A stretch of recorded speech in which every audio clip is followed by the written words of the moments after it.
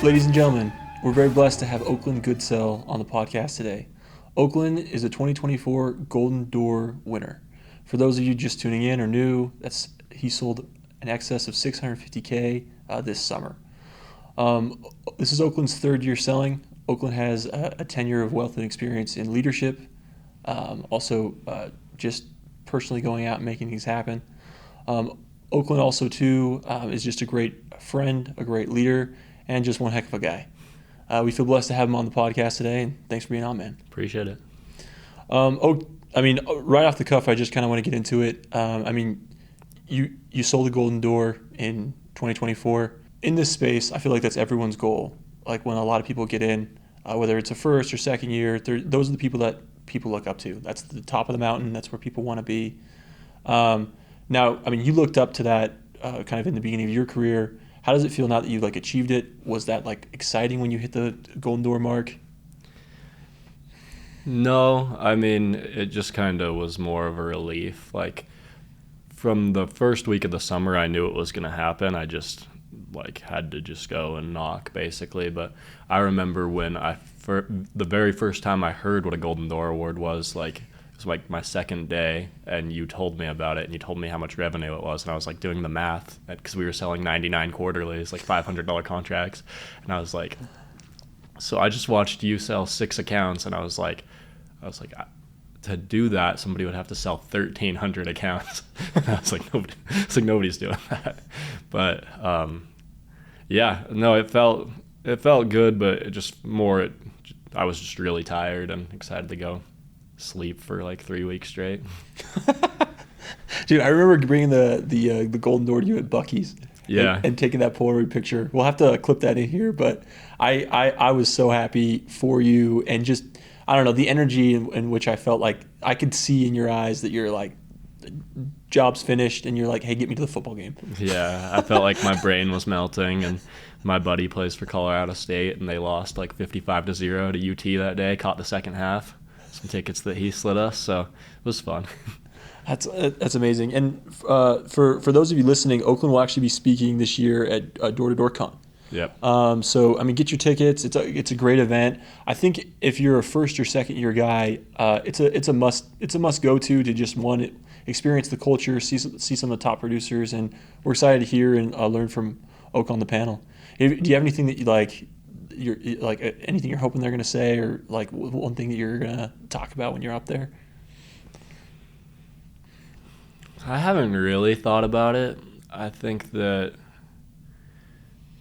it'll just be fun to get a couple of questions thrown my way, hopefully, and I don't know. I think that I think about things differently than a lot of those guys, so hopefully get to just show some variety there, but I don't know. I'm really not the type of guy that just goes and looks in the mirror and tells myself I'm the best over and over again. Not really big on affirmations. I don't read a ton. There's just other things that I kind of put my energy into. So hopefully I can share some of those, and just it's a little bit different than what you just, because I feel like you kind of hear the same things over and over and over and over again. So kind of a precursor to it, I guess. Then what are some things that do give you energy, or what would you say is hey, this is a different journey, or this is a different approach to going and getting a Golden Door? These are some nuggets that I could add, or these are some things that maybe I implemented this year that I hadn't done in years prior. Yeah, I think that the biggest difference was, so my first summer, I did $160,000 in revenue, and I attributed that to just basically copying and pasting everything that you would say and just working as hard as I could. And I kind of knew sales, but I was super, super raw. I thought I was a lot better than I was. I would come into the office and I'd walk the walk, and I'd just talk shit to everybody, and I acted like I was just the man. And then the next summer I went out for 6 months, so almost twice as long as I did in my first summer, and I sold 425K, and that was a lot of growing pains there. I feel like that's kind of where I started to learn a lot more about the sales process and area management and managing people, and I got quite a bit better, but I felt like I should have been doing a lot more, and I thought that I knew as much as some of the people that were selling more than me.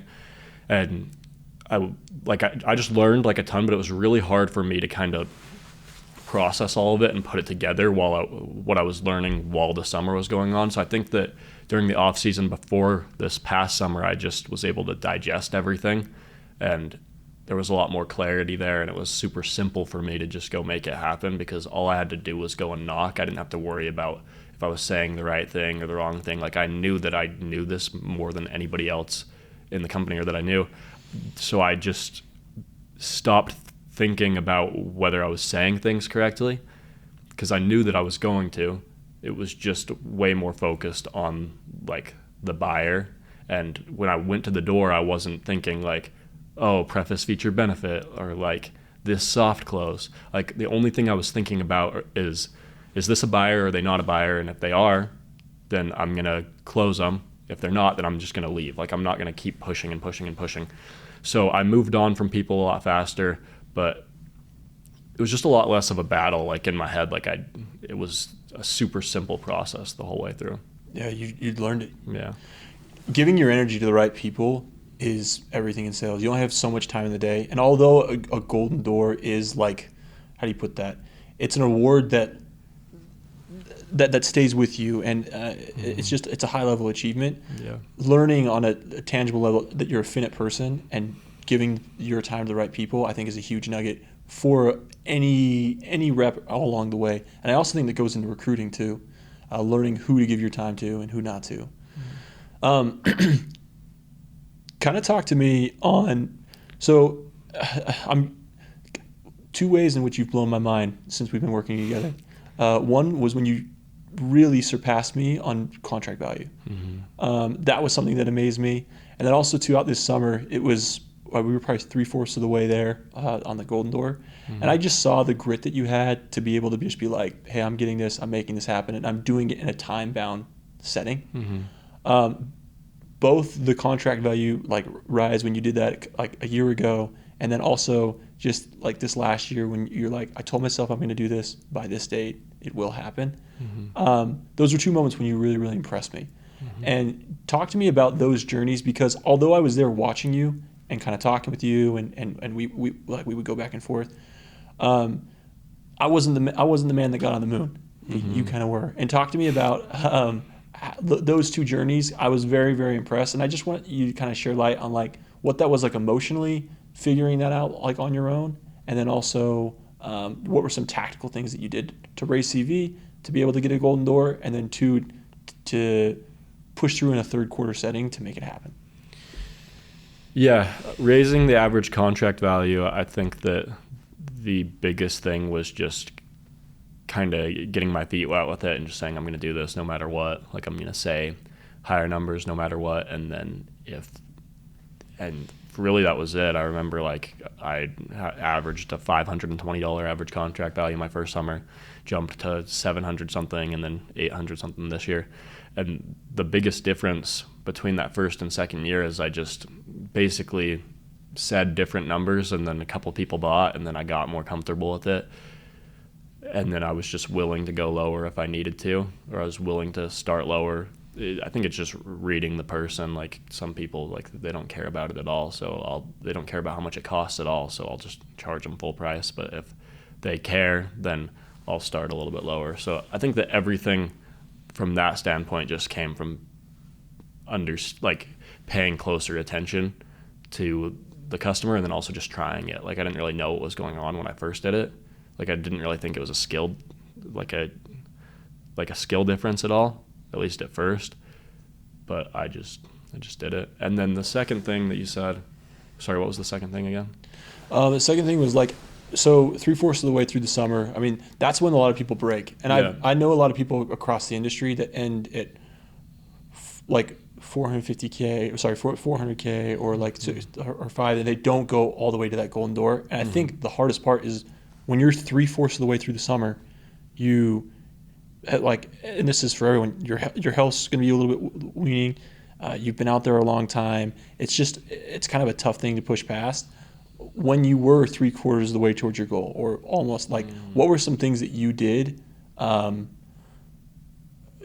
to keep yourself level headed and just finishing the thing you set out to start. Because I've seen a ton of people say at the beginning of summer, I'm going to do X or I'm going to do Y, but 3/4 of the way in is when I see a lot of people wane. And to tell you the truth, I actually see most people it's a very rare person that can go out and do what you did.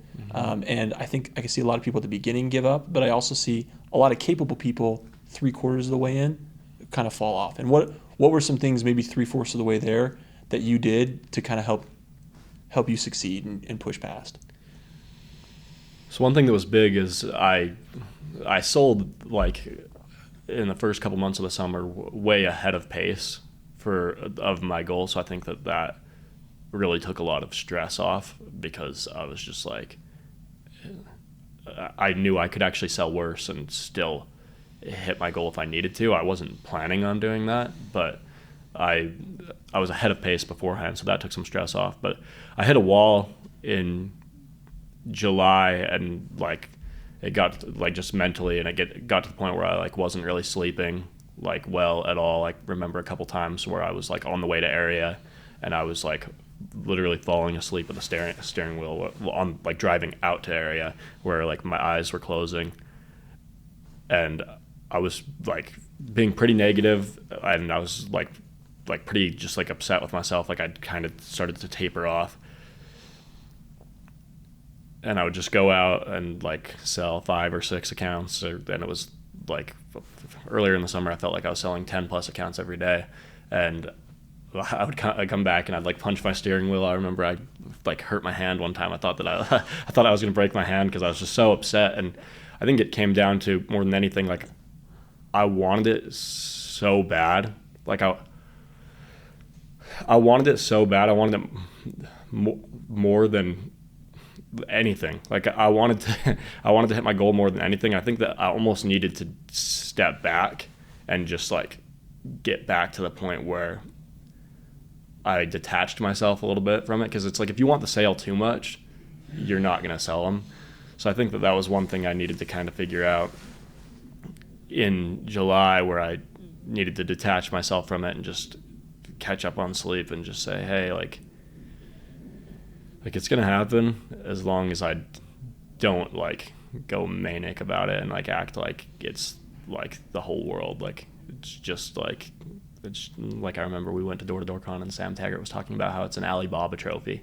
Like it's just like it's like a board that he like basically glues a piece of plastic to at the end of the day. So I reminded myself of that, and I just stepped back, and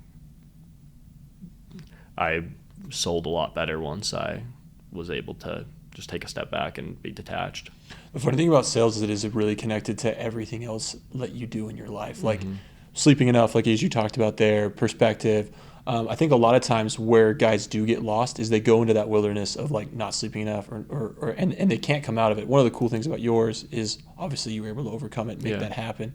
But I think a lot of it, wherever someone's at in their sales journey, they need to realize that like, hey, what do I need to do to like get my overall person in a good state? Because sales will come. Like you said, like if you do enough of like the basic things, you're going to go out and be able to read people in the right way and make it happen. I want to talk to you about April. The month of April I'm seeing more and more and more. That's a turning month in a sales rep's career.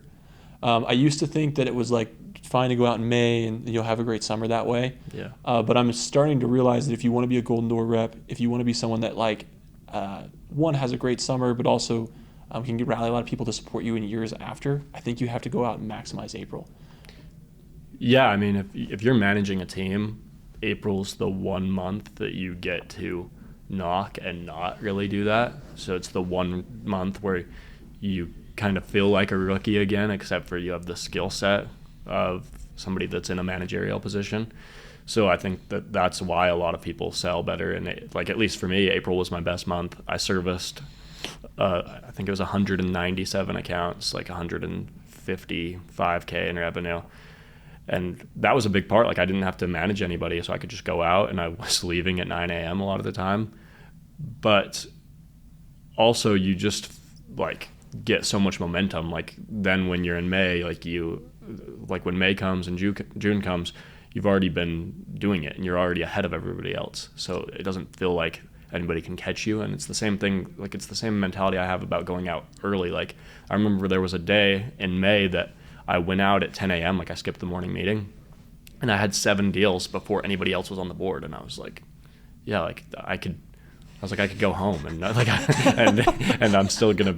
I think I only sold 10 that day, so there was probably people that outsold me. I know there was people that outsold me from 1 to 9, but I had 7 deals while they were eating breakfast, but like still in their morning meeting or driving out to area. And it's the same thing with going out early in the summer. Like, just really easy to ride the wave once you already have that much momentum.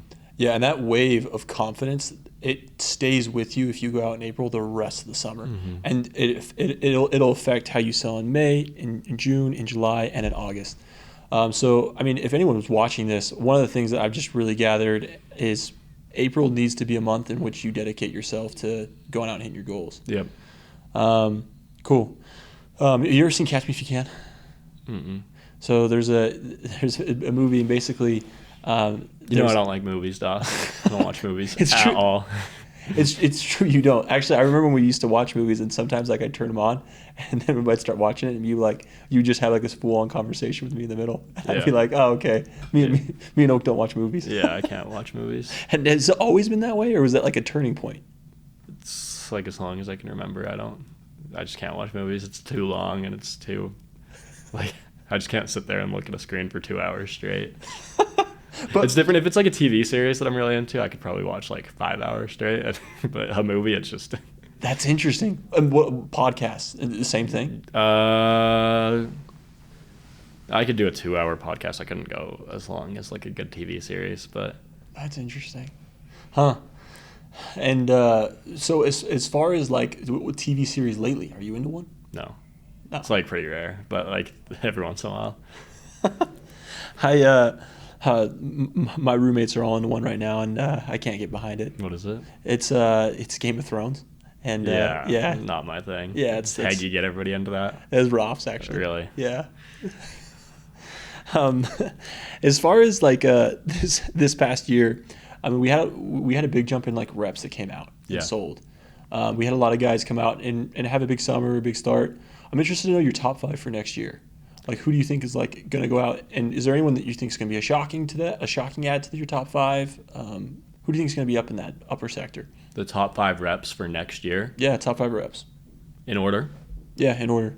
Okay. Is there any time limit on it, like May to August or? Yeah, let's April to August or? Let's do April to August. Okay. If it was May to August, I'd put myself, Cade, Carter,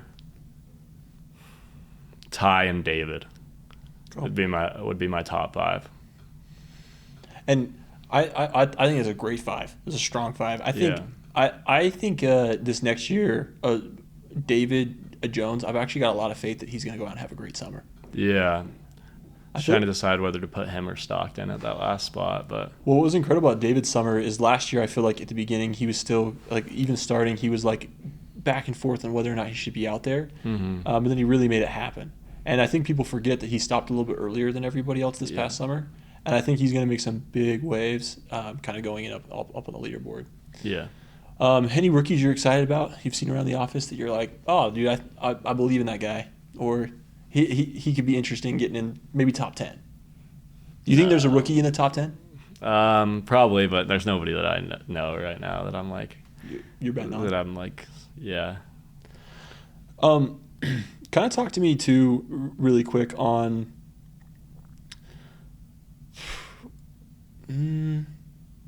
I'll save that one actually.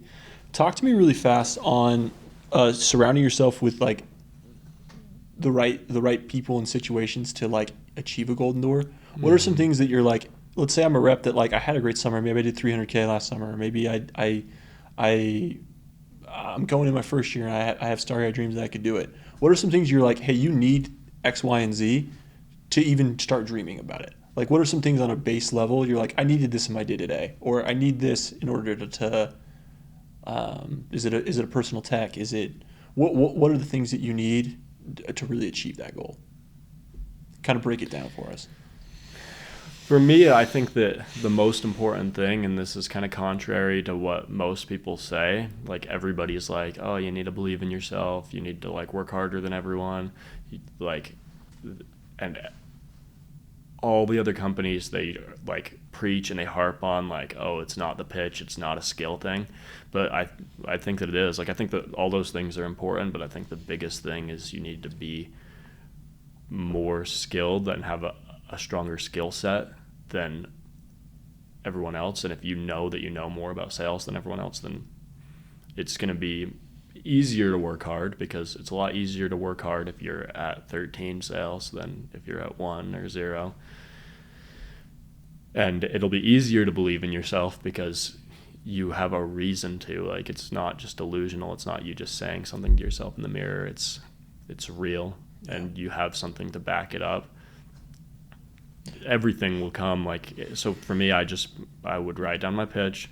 I would say, I would have tons of conversations with people. I'd watch tons of YouTube videos. I read a lot more back then than I do now, and I would take everything out of my pitch that I didn't think needed to be there. I tried to keep it super, super simple, but I just tried to master the process of that, whatever it is, like 5 to 15 minute pest control presentation. Let's talk on constructing a pitch, because I feel like you and I come both from a family where I feel like our parents and also grandparents understand really, really well the sales process and breaking it apart. But maybe for someone listening, what does it look like to break open your pitch, reconstruct it, and what are some like tips you might add for someone that's like in the off season trying to prep their pitch for next summer? Yeah, I would just write it down, and I think it's super important to know why you say everything that you say. Like, if you don't know why you're saying something, then either figure it out or don't say it. And for me, it's always been about becoming more minimal. Like, a lot of people, I have friends that just like add things to their pitch, and they're constantly trying a bunch of new things. But for me, like, I just try to take everything out of it and make it as simple and short as possible. And I think that that's why David sold so well, is because he caught on to that really, really early, that his pitch just needed to be super short and simple and sweet. I love it. I mean, talking about David and some of these other guys is making me think about your guys' team and some of the crazy stories or funny journeys. Yeah. Talk to me about one of the funner moments this summer. Like, this was funny. I couldn't believe someone did this. Do you have any stories that like you're like, this one I'll remember forever? The one that I'll never forget is when we were on the Blitz, and I wasn't with anyone else. This was just like me knocking in Dallas somewhere, and I was at 5 deals, and I went back to the rental car we were using because I really needed to go to the restroom, and I punched it into my map, and the gas station was 4 minutes away. And I always double it because I'm like, it's 4 minutes there and it's 4 minutes back. I was like, that's going to take 8 minutes out of my day. I was like, I'm already at 5. And it sounds like ridiculous, but I was just like, no, I just can't, like, I can't take 8 minutes out of my day. So I grabbed this like Chick-fil-A cup and I peed into it. And I bumped the cup with my leg, like when I was going to grab my phone, and I dumped like basically like a 32-ounce bottle of pee like all over my leg. And was this midstream? No, it was like I was just like I was literally about to like go dump the cup out and like get out of the car, and I dumped it all over my leg. I was wearing like Fabletics pants, and I was just like, oh my gosh, like what do I do? I was like, do I go to Walmart and like buy a pair of shorts, like? And it was all over the rental car too. And I was with my buddy from my mission who had just started, like, he just came on the Blitz with us. He'd never knocked before. He was just knocking in his area. But I just decided, like, I got out of the car, I dumped a bottle of water on my leg, and I went and I sold 4 more accounts. So I finished at 9 deals. And I thought it was super funny after, and then I went and picked him up, and he's like, why does it reek in here? And I was like, I'm sorry, man. Like, I just like couldn't stop knocking. So that was one that was really funny. I'm trying to think of other moments, but I mean, people talk about endurance. To me, that's endurance right there. That's awesome. And I remember my car got towed another time. My car got towed. I was at seven deals, and it was like 7:45, and I was like kind of freaking out for a second. I was like, I'll just figure it out later. And I had to kind of like ride my scooter on like, I ran out of houses on that street, so I kind of had to ride my scooter on like the highway for a sec to get into this other neighborhood, but went and pulled out 3 more deals and then got my car back the next morning. But instead of just kind of like freaking out about it. But those are some of the ones that I thought were funny, but I also have told a bunch of times in trainings after, is like what I kind of like about it is just to help reps realize like, hey, like you can always make it work as long as you're willing to. Like things are always going to kind of get in the way of you hitting your goals, but you can always make it work if you're willing to ride your scooter on the highway instead of trying to figure out why the car was towed, or like knock covered in urine if you need to. Like 100%. Well, suffering a little bit longer than most people is a gift that I feel like, it's not a gift, but it's suffering a little longer than people are used to. Mm-hmm. People make it seem like it's this big deal. You went a little extra longer with like a tough situation or this. Like I could never do that. But sometimes that's the difference of success and just someone that had a tough day. Yeah. And so I think having like this too shall pass mentality of like, I'm going to keep going and then achieving your goal through that, it shows you in hindsight that really wasn't that big of a folly, really wasn't that big of a problem. Mm-hmm. And you turn out successful for it. So I think learning to sit in uncomfortable situations is something you learn your first summer. And I think throughout the summer experience, you learn more and more and more every year. Being the guy that eats last or willing to sit in an uncomfortable situation a little bit longer might turn into success for you if you can bear it. Mm-hmm. Cool. So talk to me really fast on like stuff you're consuming. I mean, just as far as like, I mean, I know you've kind of voiced just barely that your off season is a little bit different than it has been in prior years.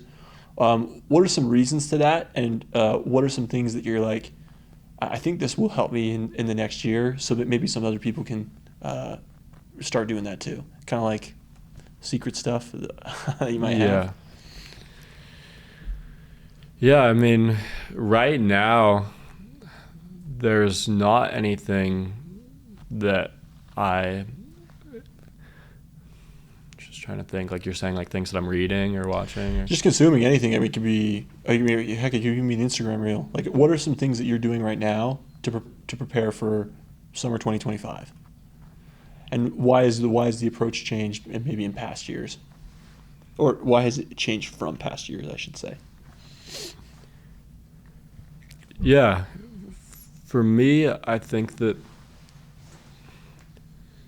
and maybe this is bad, I don't know, but I feel like I really, really understand the sales process to the point where I don't have to go obsess over every little piece of it. The main thing at this stage that I think keeps me sharp is giving advice to other people and answering other people's questions and having conversations with them. I watched a podcast with a guy that was the top rep a couple of years ago at EcoShield, and he said the same thing. He was like, for me, like I kind of just train myself through like role playing with my reps and like answering their questions and giving them trainings. Like that's how I stay sharp, because if you, like I said, I don't want to add anything crazy into my pitch. Like I don't want to add like whole other I don't want to like add another 30 seconds or 40 seconds to my pitch, like trying to find new things to put into it. So I think that just going back to the basics, kind of going back to the fundamentals, is the most important way to continue to sell more. And the easiest way for me to do that is to just train other reps on it. So if you're going into your second year, just recruit a bunch of guys and teach them the pitch, and that's how you're going to get better, more so than anything. I love it. Now, obviously, every individual is different, and I've heard a couple different stories on like what it takes to get a golden door through podcasts, through talking to people.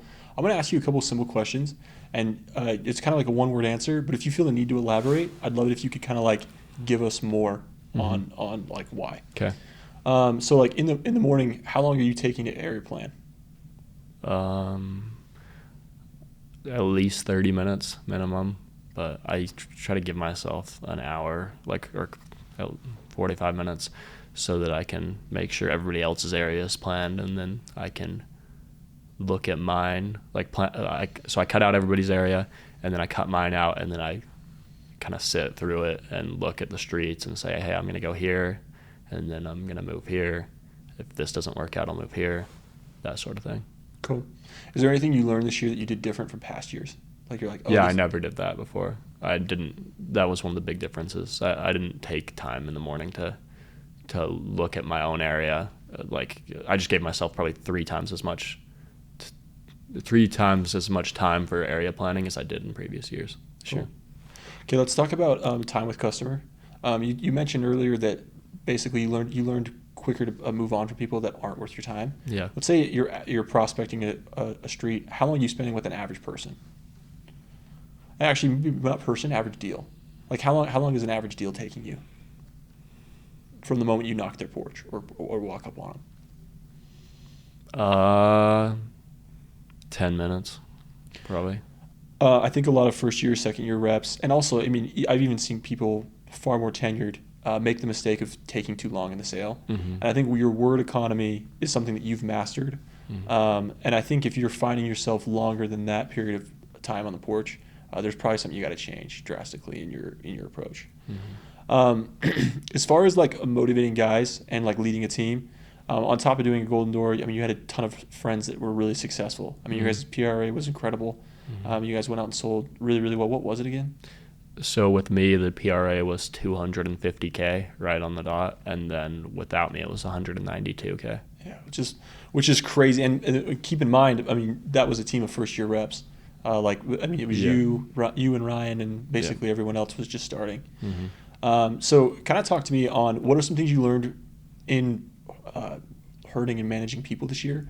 What are some things you're like, hey, this was the key on how we got our guys to produce at that level, and this is what you guys should do in your meetings or in your group chats or whatever to kind of keep them on the path of success. And maybe it's not in those two categories. Maybe it's something else. Yeah. I think that this year, like these guys had grown up with me, and they just remembered me as the kid that like would say crazy stuff and slough school a bunch and sleep in through first and second period and like go and steal stuff out of people's cars in the high school parking lot and just like never took anything seriously. Like that's how like I knew all these guys in high school for the most part, and that's how they saw me until this year. But a lot of things had happened in between that time period where like I really was like a pretty lazy kid, and then I went on my mission and I felt like it was pretty much an instant switch where I felt very guilty if I wasn't working, and then there was some like extreme like difficult periods. Like the hardest year of my life was on my mission, and then being able to come through that, like I changed in a lot of ways. But during the off season, I'm still just kind of like pretty like more of a yellow personality, at least than I am in the summer, where I don't know. I don't actually know the personality colors and all that, but I'm just more like fun and like hanging out and just being relaxed. So they had never really seen that. And first day when they come into the meeting, I'm like very, very serious, very stern. And I just set these standards for everyone where I was like, there was a couple, like early on, there was a couple of people that stopped before 9. And I came into the meeting the next day and I said, hey, we're going to knock until 9 o'clock. If you don't want to, I saw applications at Panda Express this morning when I went in. Go work there. And I love that. They were all like, what in the world? Like, because I'd never acted like that. I was always like the guy that was like begging them to skip their biology class and just slough. So there was moments like that. I remember Ty talked about it too, where like the first day he came in, after his first or second day, I like kind of like lost it on everybody, and I was super tough on everybody at the beginning. And it got to the point where they knew like, hey, it's not okay to stop early. It's not okay to start late. It's not okay to take breaks. It's not okay to all these things that I thought were detrimental to sales reps that I'd seen in the past. I just was pretty aggressive and like honestly like probably kind of rude about it in the beginning. And then to keep them going, like one thing that I noticed that was a breakthrough was Memorial Day was the highest in my office, at least. It's probably the highest performing day of the entire company, but in San Antonio, it was our highest selling day. And I created a group chat on text with everybody that wasn't on Pronto, and I texted in it in the morning, and I like made a joke, and then I texted my first deal in, and then we were all like talking in it throughout the day. And I noticed I would sell fine whether the group chat was going or not, but everybody was kind of in a better spirit when we were talking in the group chat throughout the day, even if it was like a 20-second text. That was the best selling day we ever had. And then the days when we didn't use the group chat, everybody sold 1 or 2 or 3 accounts less than when we did. So that was something I always focused on. Like if something funny happened, I would text it in the group chat really quick. And naturally, that's not how I am when I'm knocking. Like I don't like to like take a second out of my day to do something like that. But I felt like it helped the team and helped the morale enough to. No, that constant flow of communication, and I feel that even beyond like being out in the summer, but like in off-season recruiting, in managing like technicians or ops or anything like that, a constant flow of communication is going to keep things growing. Mm-hmm. And just because it puts everybody on your energy, and just being that you're a person that is a higher performer that naturally is like just dedicated to your craft, I think it puts other people in a mindset of like, oh, this is how the best guy's doing it, so this is how I should act. Mm-hmm. And I feel like a lot of times one of the biggest mistakes I made in my business and just in my life, in like my sales career and all that, was when I was trying to go so far without communicating to everybody else to come with me. Mm-hmm. And so I think that's a huge nugget, and I think that's something that we can all do better at and learn. Cool. I guess one of the other things I want to say, or just kind of to ask you about, as far as like tougher moments during the summer. I mean, a lot of times in these podcasts, I feel like people are like very, very like, it's amazing. I'm positive. I did all this. Mm-hmm. Were there ever some moments when you're like, hey, like this was really, really tough. I didn't think I was gonna be able to get through it, but I pushed past, and this is what I learned. Maybe more of like a horror story that turned into a good situation. Yeah. So I remember like I had set this standard for myself where I was like, I'm never going to fall under 30,000 in revenue. Like the first couple of weeks I would bounce from like anywhere to like 35 to 45,000 in revenue. And like my goals have always been like super important to me, and like, especially like being on pace for them. So the whole summer up until like the end of July, I had like stayed in that range. Like there was a lot of Saturdays where I would knock till 9 o'clock and like hit 30,000 in revenue and then just go. So there was some other tough weeks, but I always at least hit that benchmark. And then there was a week where I really struggled. I think that it was like way below. It was like 22,000 in revenue. It was my worst week of the summer. And then the next week I sold 25,000 in revenue, and I was just like pretty low, and I was just like pretty upset and really frustrated. I wasn't thinking clearly, and it was kind of a domino effect where it was getting worse because of how frustrated I was. And what I did, like I remember talking to you on the phone, and you were just like, hey, you need to take a day or two off, and I'd never really done that. But I was exhausted. I wasn't sleeping, so I took 2 or 3 days off and was able to detach myself from it. Like I just slept a lot, and then I came back and started selling really well again. So for me, that's what it was just being able to take a step back, actually taking some time off, even though that was the last thing I would have ever chosen to do on my own. Love it.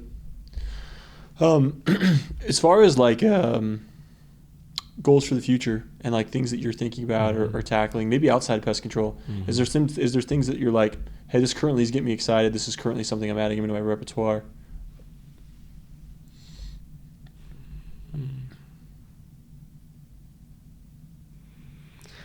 I don't think so. I think that like for me, I don't really think about the future too far ahead. Like I always just try to kind of stay where my feet are. Like I'm sure I'll do something after pest control, but for right now, this is like my thing. So I just kind of am all in on that. Like I think about next summer, but nothing too crazy.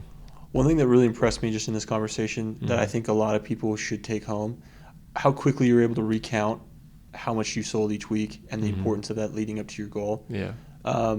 That's something that naturally I think a lot of people are like, oh, I have a goal, but just in here you recount the stories, you're so aware of what your revenue was at, where you need to be. And I think there's a healthy balance to that, but I think learning how to ingrain that in yourself, if you're just watching this, is big. Yeah. You need to be able to break your goal up into a monthly thing, into a day thing, into a weekly thing, and then also have the foresight, if you are falling behind, what you need to do to get back on track. And I think a lot of people don't naturally do that, or they haven't been taught how to do that.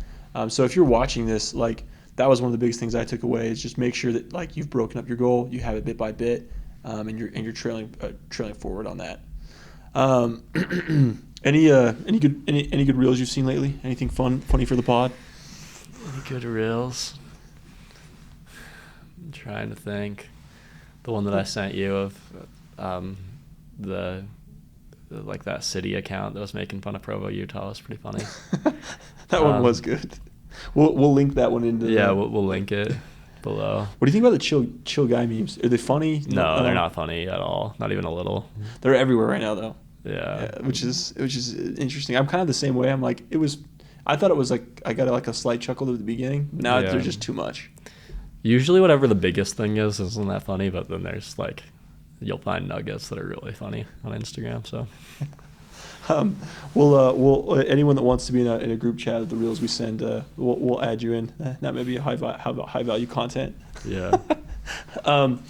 Oak, honestly, I've just been really impressed with your story from the very first time you come out to now. I'd love to see how much you've grown, but also too, I think one of the coolest things is just like how far you've been able to go with far past like what I was able to do, and I've just been impressed, and also I've learned a lot just in watching it. So I want to thank you for being a leader to me, to everyone in the organization. It's funny.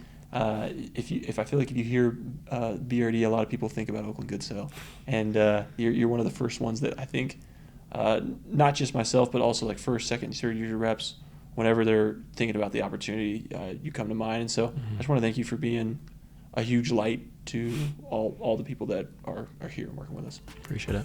So I think that's it. It's over and out. Okay.